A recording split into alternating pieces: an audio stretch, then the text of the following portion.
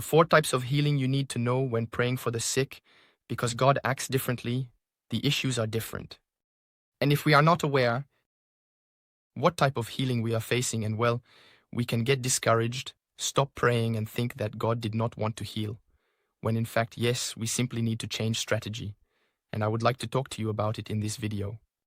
Hello, my name is David Terry. I am the founder of the Francophone School of Natural Ministry, which equips, activates, and inspires God's children to walk in the power of the Holy Spirit in the name of Jesus in their daily lives. I invite you to take on the challenge, Healing, which is a free 21-day video training to learn how to pray effectively for the sick and see your first healings. You can go to healingchallenge.com. The link is in the description of this video. So what are the 4 types? The 4 types of healing. First of all, there are what we call instant healings. Almost instant, meaning that you pray for someone.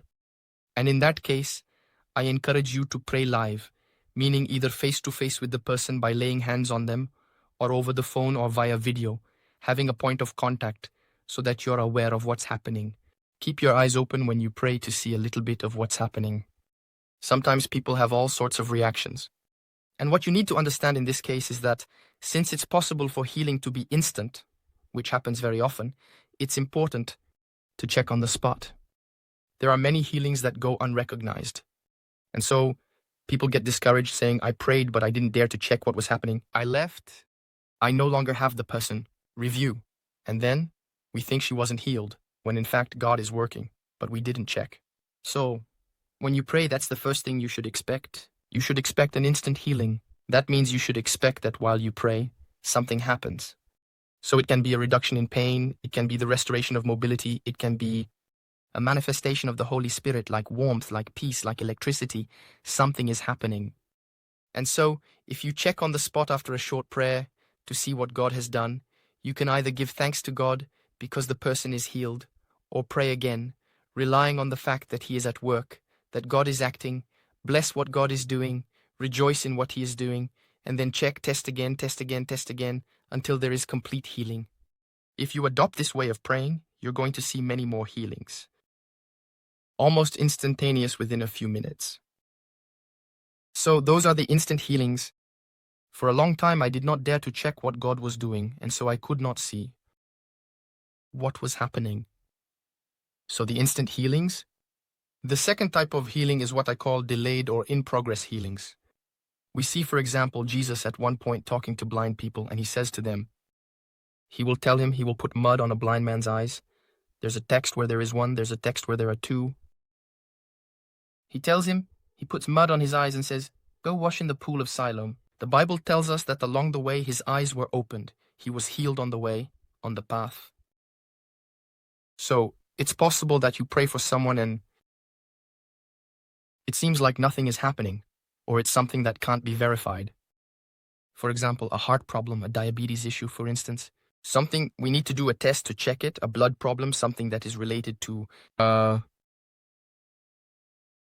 pain that isn't present at the moment when you pray. In any case, it's something that isn't necessarily verifiable. And in that case, it's important to adopt this holy attitude of having faith in God. That is to say, the Bible tells us, when you pray, believe that you have received what you asked for, and you will see it come to pass. This notion of faith is to say, I prayed and I'm expecting from God now. It's not just, I prayed, it seems like nothing happened. I'm discouraged. God didn't listen to me. God doesn't want to. I'm all alone. I don't believe. No, it means, Lord, I'm expecting from you. And so, to remain in an attitude of faith that expects from God, an active faith. And so, thank God for what He has done. Thank God for what He has done and tell the person, listen, keep me updated. We're expecting God to act and we're expecting your healing. And there, you're going to have people who will go home and say, but I don't hurt anymore. Or people who will get up the next morning and say, but now I can walk. I got out of bed without pain. It could be someone who is going to have a medical exam. So sometimes the medical exam is coming up soon. For example, the person tells you, listen, in a few days, I have to get an X-ray, an MRI, a CT scan, a biopsy, I need to have a blood test, a urine analysis, something. Or sometimes the exam is really in several weeks or even several months. For example, my next scan is in 6 months. So There you pray, and there's no way to know what happened. So we stay in faith. There, the person is having their exam. There, for example, I received a testimony from a person who prayed for their mom, who had a hiatal hernia for several years, which had been detected through an ultrasound and then a gastroscopy, so with a camera in the stomach. And she prayed for her mom because she continued to have gastric reflux. And when she had the gastroscopy, a few days later, she asked the doctor how her hernia was doing. And he told her, "What hernia? You don't have a hernia." And so the examination revealed that there was nothing left and that God had acted, but they couldn't know that beforehand. So, these are the delayed healings. That's why it's important for you to succeed with an attitude of faith. That is to say, don't say, "Well, nothing is happening," or "I'm discouraged." No, but stay in that attitude of active faith. The third type of healing that is important to know about is progressive healings. A gradual healing, that is to say that you pray and then there is an improvement. It's not complete, but there is an improvement. And then you pray again and there is still an improvement. But this improvement can happen over several days or weeks. For example, you meet a colleague, a neighbor, a distant or close family member, it doesn't matter, and there you pray for them. It's not verifiable on the spot. And then you check in on them, you follow up, and a few days later they tell you, "Well, listen, it's better. Now I can sleep. I still have pain during the day, but I can sleep at night. Well, I no longer need painkillers. The pain is manageable." Or, "I've regained so many % of my respiratory capacity." Or, "My blood pressure has improved. It's not perfect yet, but it's improved." In that case, we have two possibilities. Either we say, "That's great," and we stop there. Either we understand that there are healings that are progressive. By relying on what God has already done, we choose to pray again. Why? Because what God starts, He finishes. And so, we can pray the same type of prayer. We bless God for what He has done. We bless God for what He is doing. And we pray again. And what do? We check right away if it's verifiable. And we follow up again a few days later. We ask the person how they're doing, if there's been any improvement. And then, what do? Well, we pray again until there's a complete healing. And so, it's important to understand that this is one of the ways God acts. Why? Because otherwise you might stop at some point thinking that there was only that to achieve through prayer, that God can't do more, that God doesn't want to do more, when in fact, no, it's just that we need to keep going and persist in prayer. The fourth way, that is a type of healing. These are the healings that I call stepwise or gradual, or breakthroughs. That means you pray, and there's a clear progress, a major progress, something is happening. And then, as you pray, there's no more improvement, nothing else is happening. And there we can get discouraged, we might say, "But I don't understand why. Isn't God going further? I'm disappointed." And there, I would like to encourage you. I spoke with someone about this topic yesterday. Someone who prayed for her daughter, who was born deaf and had a lot of difficulty speaking, despite the hearing aids she had. She needed an interpreter to be understood. She prayed for her daughter while taking on the healing challenge. She called her on WhatsApp. She prayed for her. She blessed her. She spoke for her throat, for her speech, but also for her ears, for the restoration of her ears. The inner ear. A few days later, 2 days later, she called her daughter back and her daughter was speaking clearly, normally. It was a wonderful first step. So much so that her daughter was selected as an actress in a theater troupe. But not as a hearing-impaired person. She was selected among hearing individuals.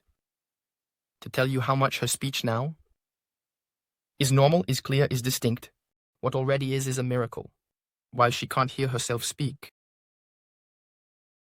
But, talking with the mom, she tells me, "But right now I'm discouraged. I was really expecting her to be healed in her ears. But nothing is happening. I'm discouraged. I'm not praying for that anymore. I'm discouraged." And then I explained to her that there are healings that happen in stages. That is to say, something happened. It's obvious in terms of speech. Something happened. It's not just a figment of the imagination. It's not just self-suggestion, since even speech professionals, actors and directors have chosen it. While she doesn't hear what she's saying, because she has good speech and will be able to act as an actress in a theater troupe. to do theater. So something major has happened. And God, the priest, tells us that the blessing of God comes without any sorrow. And so God doesn't do half healings just to, as if it were cruel of him to discourage us or to make us despair. So I asked us some questions. And what's happening is that there's witchcraft in this family. The father of this girl, who was deaf, practiced witchcraft. There are many other problems that are present. And so, when we have a healing that happens in stages, it means we pray, there's a breakthrough, but it's not complete. After that, it gets stuck. So we need to explore related areas. What are emotional healing, forgiveness, and what are also traumas, and what are also all that relates to deliverance, meaning curses, soul ties, generational ties, witchcraft or ties that may have been formed through occult practices. For example, we went to see healers, we went to see clairvoyants, mediums, all of that. And this blockage is related to the fact that, in this case, the enemy has a right over this person. We need to pray specifically to unblock things, to cut the ties, to separate from this person who practices witchcraft, to pray and ask the Holy Spirit to reveal the things that are hidden. That is to say, it's a bit like when you want to fix something. If, for example, you have a problem, you have a screw that's loose on something or a bolt, you tighten it, and the problem is solved. Sometimes it's necessary to use several tools to fix something. For example, you go to the mechanic, and it's possible that he will use several tools. He will use wrenches, he might use sometimes a hammer, maybe sometimes he will use special tools that only the mechanic has that you don't have at home. And so, it's important to understand in this case that it's not that God doesn't want to act anymore. It's not that my faith isn't enough. It's just that I need to continue to collaborate with Him in order to explore with Him what the sources and causes are and to adopt the right strategy. And when we are going to adopt the right strategy, well then we're going to reach another level of progress. Why? Because this blockage is going to be unblocked. In fact, what you need to understand is that there is no blockage that is a blockage for Jesus. Nothing holds Jesus back. But in the way we pray, we need to pray in a good way. We need to have a suitable prayer. Okay. If, for example, you've done some mechanics and now you have a 10mm wrench and you need to loosen something with a 10mm wrench. And then after that, there's another bolt and you need a 14mm wrench, for example, or a 13mm. You can't use the same 10mm wrench. It won't fit. You won't be able to loosen or tighten that bolt. You need to change the wrench. You need to use another wrench. And it's not a question of strength. It's not a question of something else that God doesn't want or that it's not possible. It's just that it's not the right tool. And so I would like to encourage you about this because some of you have become discouraged. You've seen a breakthrough, something significant has happened, but it's still not complete. It's a bit like seeing a glass as half empty or half full. You had an empty glass, you were thirsty, Jesus came and He filled your glass halfway. There you can say either I'm discouraged, I was expecting the glass to be full, or there you can say thank you Jesus for the glass being half full. And now I'm going to seek, in collaboration with the Holy Spirit, the other half of the glass. But in another way, I'm not going to go pray to another God. Okay, we continue with Jesus, with the Holy Spirit. There is no other God but Jesus. But I'm going to adopt His strategy. And so it's important to pray, Lord, first, reveal to me the things that are hidden.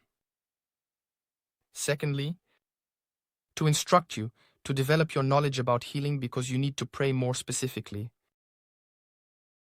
I encourage you to read, for example, my book, Healing the Sick, in which I talk about afflicting spirits. I also made a video on this channel that talks about it, how to cast out an afflicting spirit. I've received tons of testimonies from people who say, I had been praying for years. I had tried everything within my power and especially everything I knew, everything that was within my reach. When I discovered your teaching on afflicting spirits, I said a simple prayer. I felt something leave me, and I was healed, even though this problem had lasted for decades.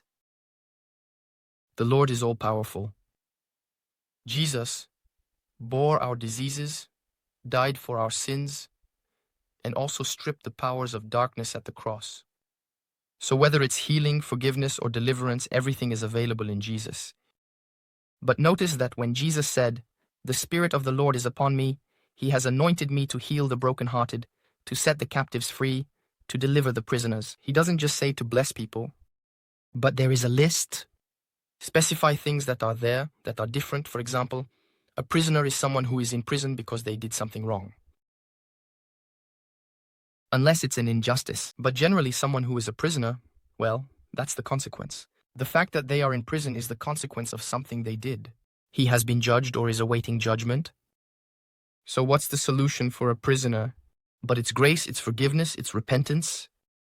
Now, a captive, someone who is taken hostage, for example, someone who has been kidnapped, he can't ask for justice since